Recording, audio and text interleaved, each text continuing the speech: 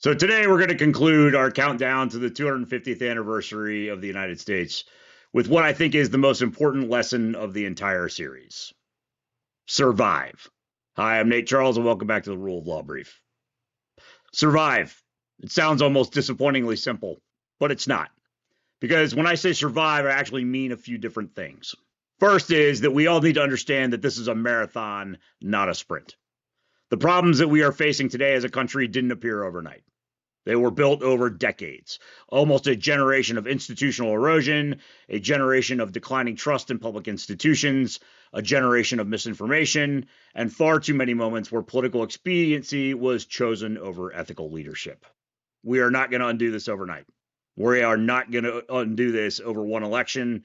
We're not going to do this in 6 months. We're not going to do it in a year. It's going to take a decade, maybe more. We're not going to restore constitutional norms because one good law gets passed or one bad politician leaves office. The work of rebuilding our republic is generational.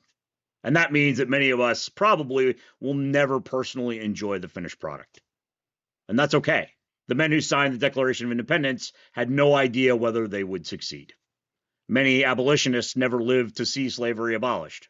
Many of the people who marched with Dr. King never lived to see many of the changes that they demanded. Progress is most often inherited, not enjoyed. You plant trees whose shade you will never sit under. That's what stewardship looks like. Now, the second thing I mean when I say survive means to be strategic. One of the oldest principles in any insurgency is simple: live to fight another day. Every action has a cost. Every risk should have a purpose. Don't confuse recklessness with courage.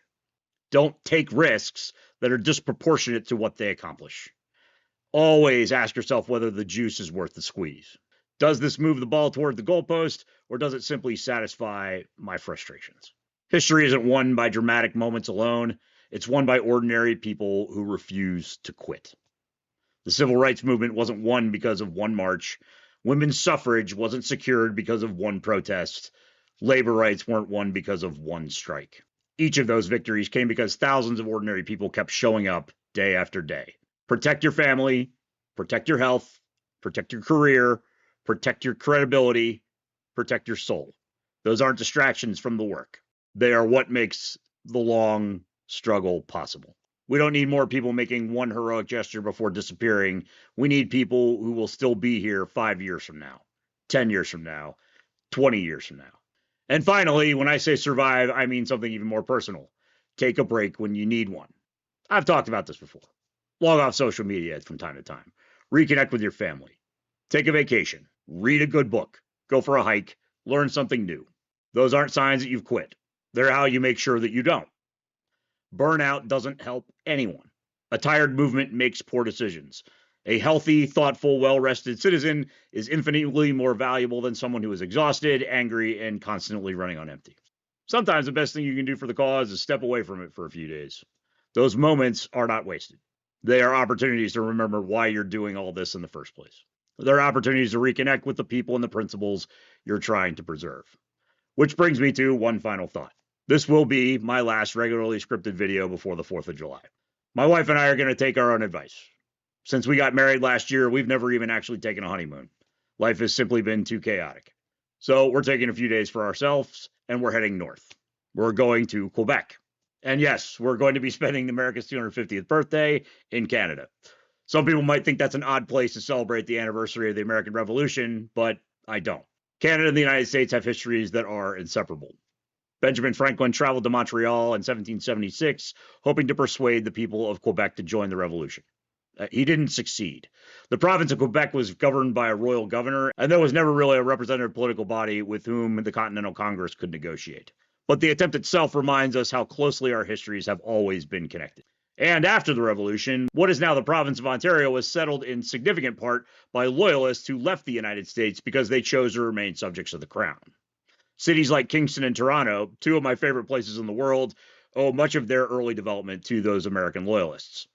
In many ways, Canada represents an alternate history for the United States. Canada is a glimpse of what all of North America might have looked like had the Revolution taken a different course. The Canadians are not strangers to us. In fact, particularly with the people of Ontario, they are literally our cousins. They're part of our shared story. The Canadians deserve our friendship, our respect, and our gratitude for preserving another branch of that history. So, frankly, I can think of few better places to reflect on America's 250th birthday than a country whose history has always run alongside our own. Sometimes the best way to appreciate where you've come from is to leave it for just a little while. As T.S. Eliot famously wrote, one of my favorite verses ever, we shall not cease from exploration. And the end of our exploring will be to arrive where we started and know the place for the first time. That is my hope, to come home and see America again with fresh eyes. Thank you for joining me through this short series. Have a safe and meaningful Independence Day. I'll see you after the 4th. Until then, take care of yourselves, take care of each other. And as we begin America's next 250 years, remember that the work of preserving a republic is never finished. It's simply our turn to carry it forward.